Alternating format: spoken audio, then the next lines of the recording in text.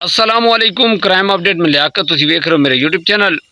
जिला समड़ियाल दे विच एक बड़ा अफसोसनाक वाक़या होया है कि मशहूर टिकटॉकर हकीम बाबर उसनूं और उसकी अहलिया नूं किसी ने जहर दे दी है।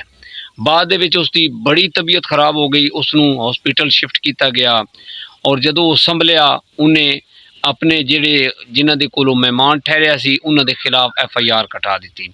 ओवरऑल मुकम्मल तफसील दे नाल डिस्कस करांगे। साडे चैनल सबसक्राइब करो, बैल आइकन बटन नूं प्रेस करो और कमेंट दे विच इज़हार ख्याल लाजमी करना। कुछ अर्सा पहले जिहड़ा मशहूर टिकटॉकर है हकीम बाबर साहब, इन्होंने एक शादी की थी एक औरत दे नाल और ये सोशल मीडिया ते बड़ा वायरल होया सी। अच्छा, इसका जिहड़ा पिंड है सी ना कोटली खोखरा, ये रावलपिंडी दे विच रिहायश पदी रहा सी।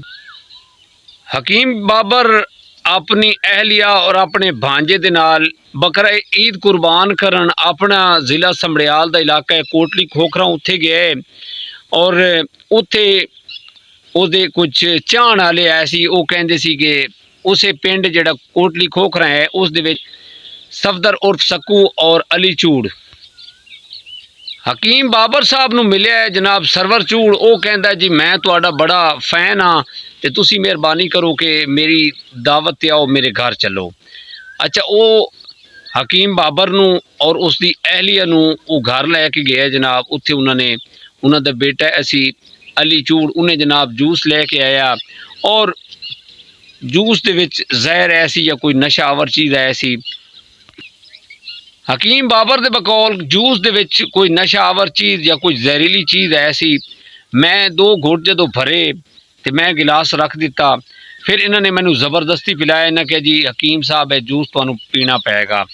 जदों मैं जूस पीता मेरी हालत गैर हो गई, हालत बड़ी ख़राब हो गई। मेरे भांजे ने फिल फॉर रेस्क्यू के जरिए मैनू हॉस्पिटल शिफ्ट किया। बाद दे विच ना ये खुद अपने मुकदमे के मुदई बने ने मुहम्मद अफजाल उर्फ हकीम बाबर वाल मुहम्मद इकबाल। ये इन्होंने जी FIR कटवाई है उस लिखते हैं कि 29 तारीख है इसी 5वां महीना 26 साल 9 बजे रात को सफदर और सकू और अली चूड़ के घर दे विच मैं गया। उन्होंने मैंने बुलाया दावत से जबरदस्ती मैं लै गए। उत्ते मैनू ने जो जूस दिता तो जूस दे विच जहर ऐसी। वो मैं 2 घुट भरे तो मैं रख दिता है गिलास। उन्होंने कहने जी जूस तुहानू पीना पैगा।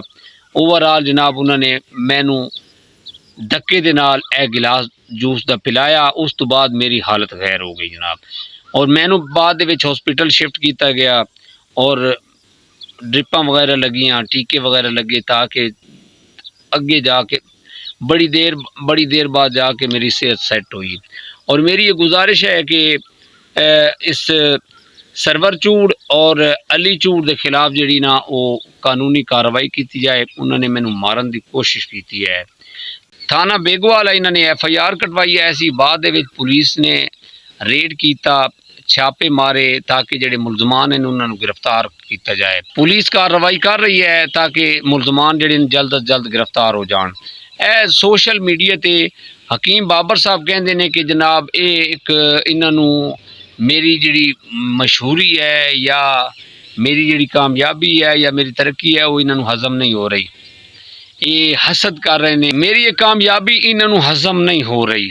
इस तरह के वाकयात बहुत ज़्यादा हो रहे हैं कि हसद की खातिर लोग जड़े ने ना लोगों के घर उजाड़ देंगे ने, जहर के बंदे नूं मरा तक देंगे ने। यह हकीम बाबर साहब नाल जिहड़ा होया है वो पुलिस छानबीन कर रही है, तहकीकात हो रही ने और लिबार्टरी इन्होंने जूस पीता। उस तो बाद इन्होंने इन्हों के टेस्ट वगैरह कराए गए ने। वो सारा कुछ दस रहे सी कि मैं टेस्ट लिए ब्लड वगैरह ओवरऑल जो सैंपल दिते ने, रिपोर्टां आउणगियां पता चलेगा कि इस दे विच कितना एक जहर ऐसी जूस दे विच जिहड़े ने पिलाया ऐसी या जिहड़ी ये शॉप तो लैके आए सी इसकी ये एक्सपायरी डेट तो नहीं ऐसी।